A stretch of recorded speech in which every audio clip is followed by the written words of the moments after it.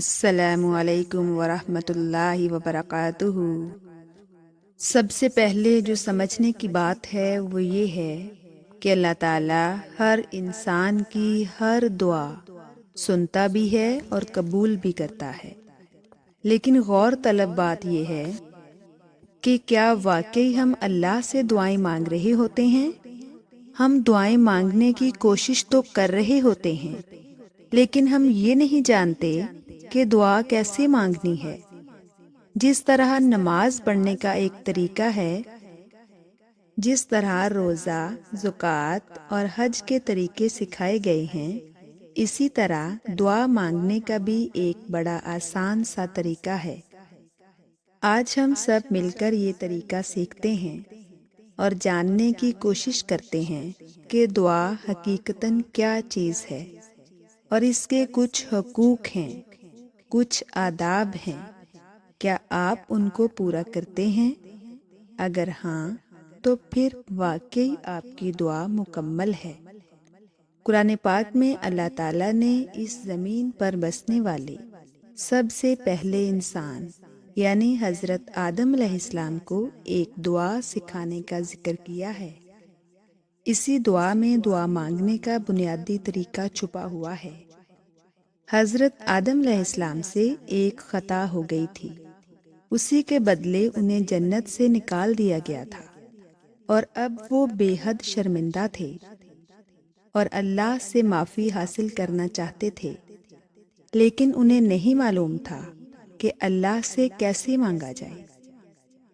تو اللہ نے قرآن پاک میں فرمایا ہے کہ اللہ نے انہیں چند کلمات سکھائے۔ وہ کلمات یہ تھے: ربنا ظلمنا انفسنا وان لم تغفر لنا وترحمنا لنکونن من الخاسرین۔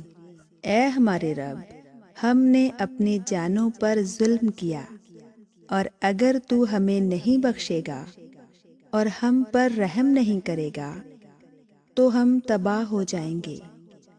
ہم اس دعا کو دو حصوں میں تقسیم کرتے ہیں۔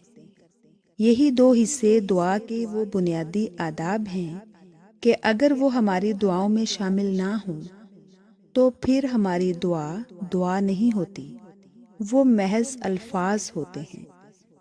اور پتہ ہے ان دو بنیادی آداب کے نہ سیکھنے پر ہی پھر دعائیں مانگنے کے بعد ہم بے صبرے ہوتے ہیں، اور ہماری زبان بھی تب شکوہ کرنے لگتی ہے کہ ہماری دعائیں قبول نہیں ہوتی۔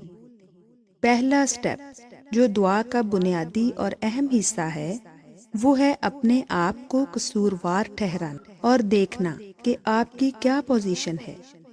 کسی دوسری طرف نہیں بلکہ اپنی طرف انگلی اٹھانی ہے۔ اپنے گریبان میں جھانک کر دیکھنا ہے کہ آپ کون ہیں۔ حضرت آدم علیہ السلام کو معافی چاہیے تھی۔ وہ کہہ سکتے تھے کہ اللہ مجھے معاف فرما یا میری مغفرت فرما، بس، لیکن نہیں، اللہ نے انہیں کچھ اور سکھایا۔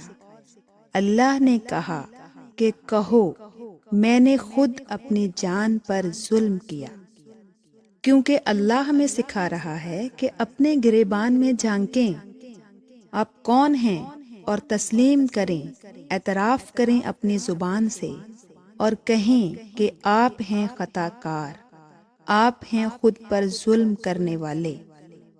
اب فرض کریں آپ کو معافی نہیں چاہیے، آپ کو کچھ اور چاہیے۔ فرض کریں آپ رزق کے لیے دعا کرنا چاہتے ہیں، تب بھی کیا کرنا ہوگا؟ اپنی پوزیشن دیکھنی ہوگی، پھر گریبان میں جھانکنا ہوگا۔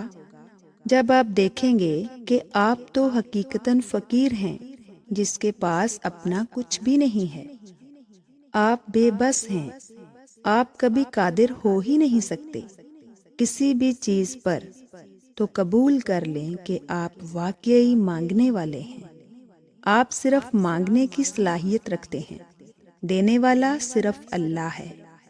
آپ کو سوچنا پڑے گا کہ یہ سب کچھ جو اب میرے پاس ہے یہ ابھی چھن جائے تو کیا آپ شکوہ کرنے کا حق رکھتے ہیں؟ ایک فقیر شکوہ کرنے کا حق رکھتا ہے؟ ذرا سوچیں۔ آپ یہ تو نہیں کہہ سکتے کہ میں نے اتنی نیکیاں کی، میں نے اتنی دعائیں مانگی، میں نے اللہ کی اتنی باتیں مانی، لیکن اللہ نے میری ایک دعا قبول نہیں کی۔ اگر آپ یہ کہیں گے تو کیا آپ واقعی دعا مانگ رہے تھے؟ دعا کا تو مطلب ہی یہ ہے کہ آپ مانگنے والے ہیں، آپ کے بس میں کچھ نہیں ہے۔ اللہ نہیں بھی دے گا تب بھی آپ کچھ نہیں کر سکتے۔ یاد رکھو، اگر اللہ نے پوچھ لیا کہ اپنی نیکیوں کی جو بات کرتے ہو، اب گنو اپنی نیکیاں بھی اور میری نعمتیں بھی، آپ کی نیکیاں بہت جلد ختم ہو جائیں گی، اس کی نعمتیں تو کبھی ختم نہیں ہوں گی۔ آپ گننے بیٹھیں گے تو بہت کم چیزیں ہوں گی جو آپ کو نہیں نوازی گئی ہوں گی، لیکن ان کا کیا جن سے آپ نوازے گئے ہیں؟ کیا آپ ان کے قابل تھے؟ یہ پوچھ تاچھ، یہ شکوے جو آپ کر رہے ہیں، یہ تو اپنی برابری کے مقابل سے کیے جاتے ہیں۔ کیا آپ اللہ کی برابری کر سکتے ہیں؟ کیا آپ اس سے کچھ پوچھ تاچھ کرنے کا حق، کیا ہمت بھی رکھتے ہیں؟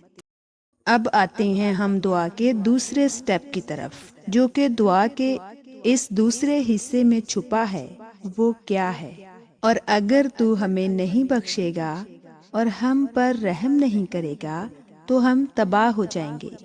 آپ نے اللہ کی پوزیشن بھی دیکھنی ہے۔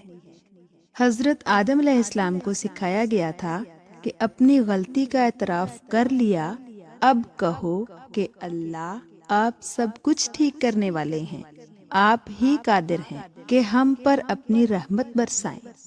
اگر آپ نے ہم پر نظر کرم نہ کی تو ہم تو تباہ و برباد ہو جائیں گے۔ یہ اپنی بے بسی اور ساری پاور اللہ کی، اس بات کا اپنے قلب اور زبان کو یاد کروا دینا دعا کہلاتا ہے۔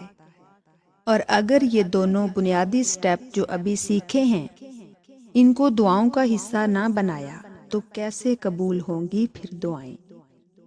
اور اب سوچیں کہ کیا واقعی کبھی بھی آپ کا شکوہ کرنا بنتا ہے اپنے اللہ سے؟ دعا کے آداب میں تو پہلا ادب ہی یہی ہے کہ شکوہ کرنے کی پوزیشن میں ہی نہیں ہیں آپ۔ جب رسولوں کو یہ آداب سکھائے گئے تو پھر آپ کون ہیں کہ شکوہ کر رہے ہیں؟ اللہ تعالیٰ نے بھی تو انہیں یہ سب اس لیے سکھایا تھا نا کہ ان کی دعا قبول کی جائے۔ حضرت آدم علیہ السلام کی معافی قبول کرنے کا طریقہ یہی سکھایا تھا نا خود اللہ نے انہیں۔ تو اگر آپ بھی دعا مانگنا سیکھ جائیں گے تو آپ کی دعائیں کیسے قبول نہیں ہوں گی؟